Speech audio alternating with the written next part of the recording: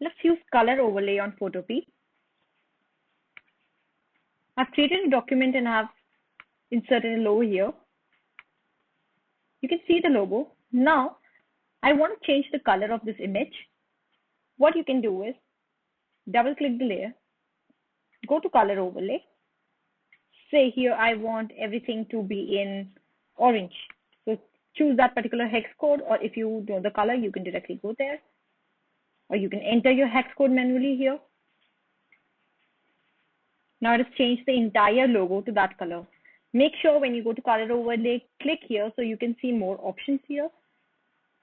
That's color overlay, when you can change color of entire object, text, or image, or any logo.